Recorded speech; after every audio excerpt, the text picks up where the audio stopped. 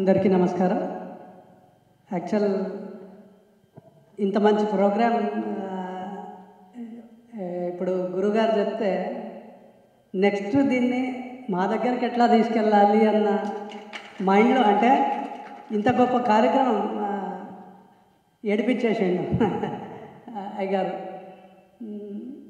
నేను ఒక స్కూల్లో టీచర్గా పనిచేసినప్పుడు 2వ తరగతి లోపు పిల్లలు 6 మంది డయాబెటిక్ పేషెంట్స్ మా స్కూల్లో ఉండే.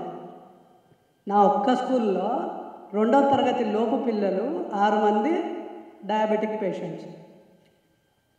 అప్పటి నుంచి ఆరోగ్యం పట్ల కొంచెం ఆలోచన ఉండే.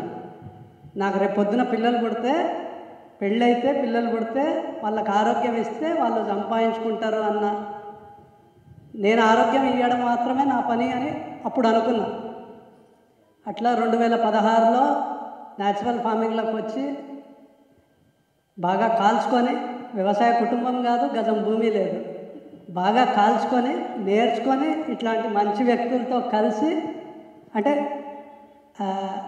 నేర్చుకున్నది పైకి తీసుకెళ్లే ప్రయత్నం చేస్తున్నాను. ఈ ప్రయత్నంలో మూలంగా అంటే నాకు అర్థమైంది ఏంటి అంటే, అగ్రికల్చర్ ఉన్నన్ని రోజులు బాగుండే, రైతు ఇబ్బందులు లేకుండే. అగ్రి బిజినెస్ వచ్చినాకనే ఆత్మహత్యలు పెరిగినాయి. కల్చర్ ఉన్నన్ని రోజులు రైతు శ్రమని మాత్రమే కోల్పోయేటోడు, ఆర్థికంగా కోల్పోయేవాడు కాదు, శ్రమని మాత్రమే కోల్పోయేటోడు. శ్రమని కోల్పోతే మళ్ళీ శ్రమించగలుగుతాడు, కానీ ఆర్థికంగా ఒక్కసారి కిందికి వస్తే మళ్ళీ డబ్బులు పెట్టలేడు. కనుక ఆత్మహత్యలు స్టార్ట్ అయ్యాయి. నేను కాల్చుకున్నప్పుడు నా అనుభవం అంటే, ఇలా రైతు కాల్చుకుంటే తట్టుకోలేడు అన్న అనుభవంతో దీనికి ఇంకేమన్నా అంటే పాలకు నీళ్లు తోడుగా ఏమన్నా చేయగలిగితే, వాళ్ళు వ్యవసాయంలో పండించిన పంటలకు వాల్యూ అడిషన, వ్యవసాయ అనుబంధ పనులు ఏమన్నా చేయగలిగితే బాగుంటుందన్న ప్రయత్నంలో సిరిధాన్యాలు పండించడం మొదలెట్టాను. నేను 2016లో తినడం మొదలెట్టాము, పండించడం మొదలెట్టాము. దాంతోపాటు గానుగ నూనెలు మొదలెట్టాము. ఇంటి కొరకు అని ఒక ఎద్దు గానుగతో మొదలెట్టాము.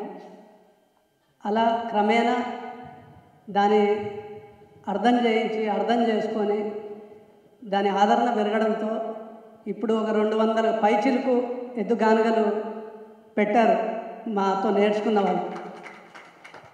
నేను ఇక్కడికి రావడానికి ముఖ్య ఉద్దేశం కూడా ఏంటి అంటే, వ్యవసాయంలో దాంతోపాటు గానుగ మీరు పెట్టగలిగితే కొంత డబ్బుని సంపాదించుకోవచ్చు రైతు. అలా ఇంట్రెస్ట్ ఉన్న రైతులు ఎవరైనా సరే మా దగ్గరికి వస్తే మేము ఉచితంగా ఆ జ్ఞానాన్ని పంచడానికి సిద్ధంగా ఉన్నాము. దానికంటే ముందు ఒక విషయం అడుగుదామని అనుకుంటున్నాను. పెట్రోల్ బండిలో డీజిల్ పోస్తే ఏమవుతుంది?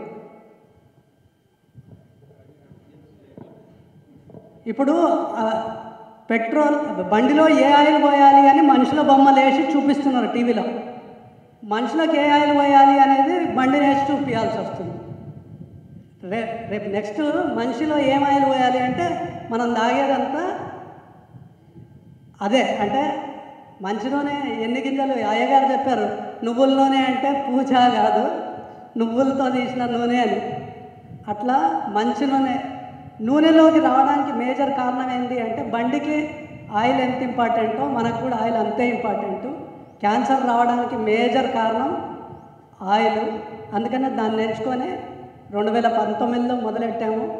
ఇప్పుడు అది కొంత పెరిగి పెద్దగా అయింది.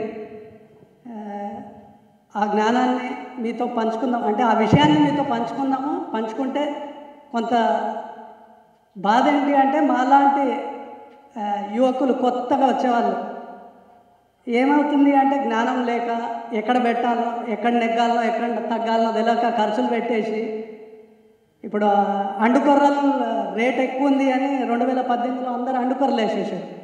ఎట్లాగో ఎక్కువ వస్తుందని ఎక్కువ ఖర్చు పెట్టేసారు. రేట్ ఎక్కువ ఉంది, ఎక్కువ వస్తుందని ఎక్కువ ఖర్చు పెట్టారు. కానీ అందరూ అదే పండించారు. ఎంత పండించారు అంటే 5 ఏళ్లకు సరిపడా పండించారు 2018లో.